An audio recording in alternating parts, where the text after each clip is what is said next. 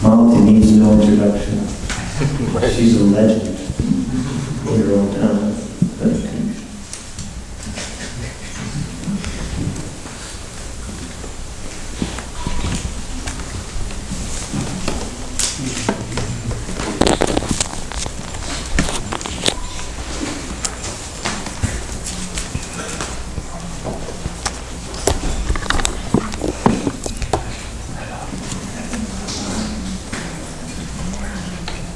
This may be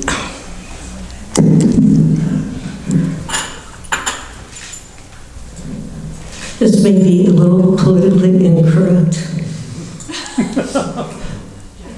but it's correctly, all of you, thank you for being here.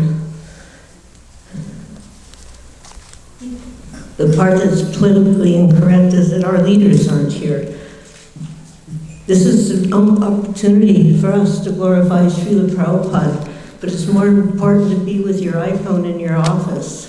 And I feel really sad about that.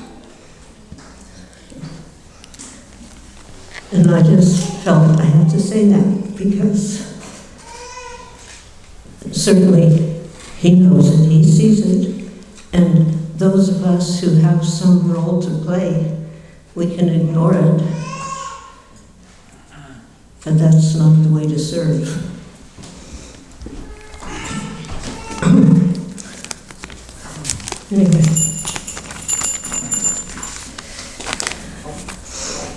Anyway, just a few words about the time when Srila Prabhupada took us all to Kartik Yatra. Because it is during the season of Kartik that His Divine Grace also chose to depart from our materially obvious presence. It was mentioned by Radhika Raman Prabhu this morning in class how the second generation and onward did not have the opportunity to meet Srila Prabhupada, and he was expressing how he wished, and I've heard this from so many people, that how they wished that they could have been in his presence like we were. But actually, in reality, not every one of Srila Prabhupada's disciples got the opportunity to personally see him and be in his presence. One god sister joined.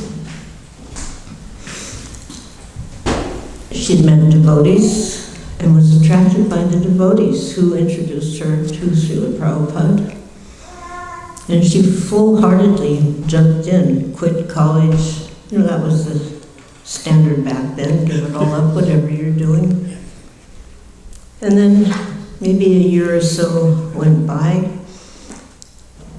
and her mind was thinking, there seems to be some dissatisfaction. Maybe I was too premature in this decision. Maybe I should take some time off and go out and see if this was really the right decision. So she decided that the very next day, she was going to tell her temple president that she'd made that decision. And the very next day, a letter came from Srila Prabhupada. So in those days, the letter would come from Prabhupada. It may be addressed, in this case it was to the temple president, but whoever it was addressed, you would call whoever was around. There's a letter from Prabhupada. And then you would open it and read it aloud to all of the devotees and to yourself as well. So he announced that there was a letter, they all came, he opened it up and he started reading Srila Prabhupada's letter. And by the end of the letter, this devotee was completely astounded to find that every one of her doubts had been addressed and smashed. In this letter to from Srila Prabhupada, that wasn't even apparently to her. And she never told her temple president that actually I'm leaving. She didn't leave. Oh. And she's still very much present and serving ISKCON today. Her name is Malati Devi Dasi, and some of you must know her for her wonderful care, end-of-life care. So the physical proximity, of course, if it's available, don't hesitate. But at the same time, Srila Prabhupada's proximity is there, as was mentioned today, according to our desire to grasp it and hang on. And Srila Prabhupada made so much effort to give us a platform where we could come together, associate together, serve together, and help, in his words, push on this movement together. It's a standing order. It's not that anybody needed a particular order, specific order. That order was a standing order for all time to come, because this movement is intended to last a long time, in spite of how sometimes we may try to, question that or wonder if it's even possible. But the possibility is definitely there, and each one of us have been given that order to help push on this movement. So, in the Kartik of 72, a group of us, which we thought was pretty large at the time, like 40 or so, came together by Srila Prabhupada's invitation. To backtrack a bit, in late 67, a young devotee named Harsharani had written a poem which was very simple. And the poem was to Srila Prabhupada, to Swamiji, as he was known at that time. I'll just read it because it's very short and it will connect.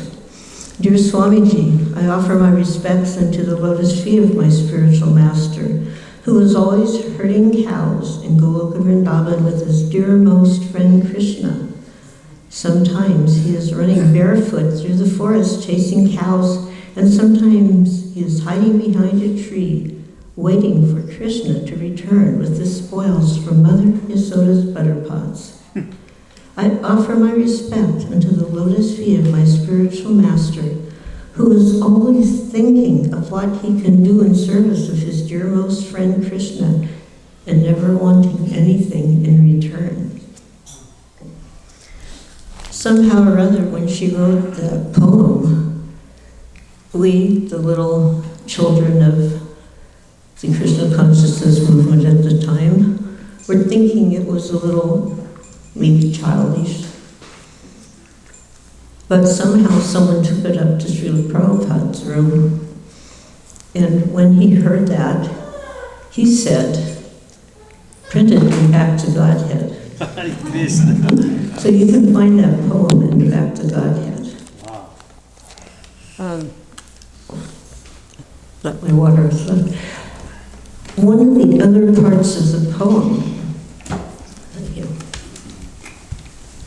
thank you.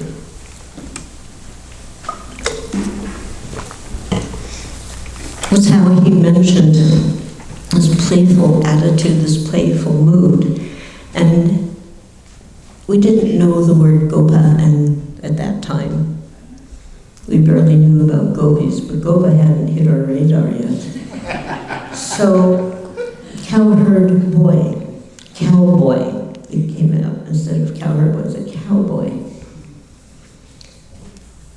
So when we heard that Srila Prabhupada wanted this poem that we had initially thought was a little childish, he wanted it printed in Back to Godhead, we started thinking a little more about it. And we started thinking about Srila Prabhupada.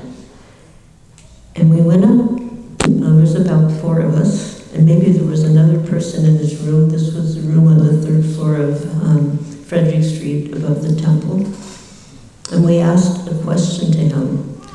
Now, normally this would not be considered an appropriate question to ask your spiritual master, but we were still somewhat innocent. So the question we asked to him was, Swamiji, are you a cowboy?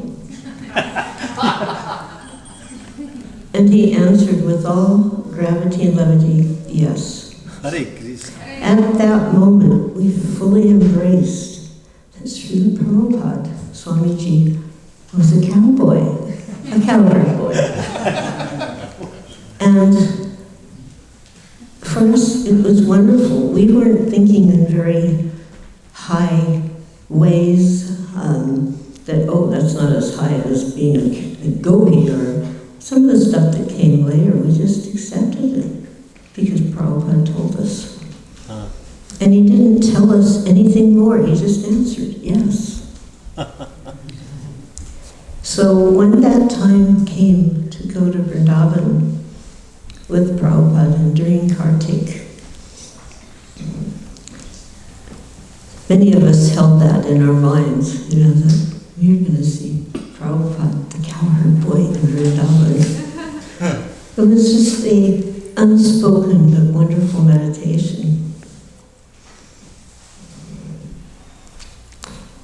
And as we know, 5 years later, 71, 77, during Kartik, before his departure, Srila Prabhupada asked to be taken to Govardhan, which only seemed further affirmation of the obvious that he was a cowherd boy.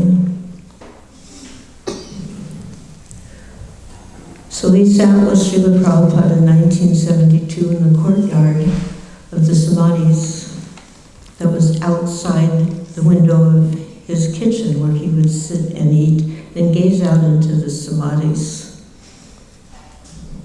getting inspiration and internal instructions before coming to this terrible place that was mentioned in his poem, Makani Bhagavat. In that same courtyard, Srila Prabhupada begged for the mercy of his Guru Maharaj, of Rupa Goswami, Sanatana Goswami. So quite often nowadays, we have what I call the MOD, mercy on demand. People just come right up to you, give me your mercy. Okay.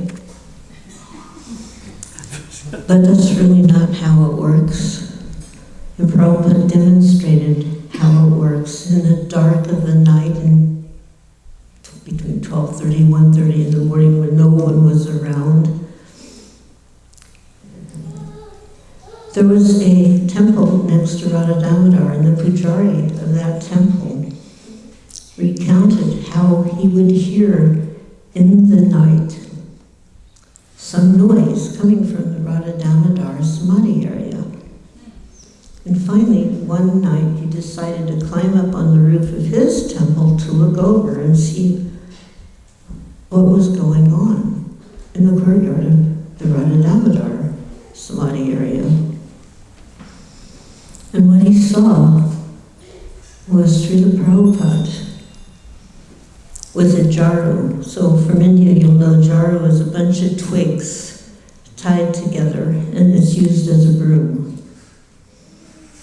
So he was there in that courtyard, unseen by anyone except this pujari, who had taken upon himself to find out what this sound was coming from. And as he was sweeping the courtyard, unseen, he was calling out, "Hey Gurudev, hey Rup, hey Sanatan, please give me your mercy. Please give me your mercy. He wasn't demanding, he was begging, and he was showing by his example of sweeping the courtyard that he wanted that mercy. No. Now, when we sat there in 1972, we were at that time unaware of this story. It came out later in a book that was compiled by Mula Prakriti. Srila Prabhupada, a friend to all. And this book is filled with memories of persons who knew Srila Prabhupada prior to coming to America. You know. But even then, as we sat there in that courtyard, keeping in mind that Srila Prabhupada described, and the Acharyas have described the Radhadar temple as the hub of the spiritual world. Sitting there with Srila Prabhupada as he was expanding that hub, speaking in the same place where the 6 Goswamis would meet, and speaking to us from nectar of devotion, speaking to us, I will speak about myself, in a thoroughly bewildered state of mind to be there with Srila Prabhupada in such a high-level spiritual atmosphere, trying to understand the words that were emanating from his lotus mouth. And 40 plus years later, still trying to understand the words that are emanating from his lotus mouth. Tone deaf at that time, deaf to the understanding I needed to grasp the instructions. Now materially deaf as well as spiritually deaf. But still Srila Prabhupada is wonderfully present for us. And if we do some little service and cry out for his mercy, surely it will come. Hare Krishna. Srila Prabhupada ki. At this time, I'd like to ask Sankirtan Prabhu, please come and speak. Sankirtan Prabhu joined in 1973 in Chicago.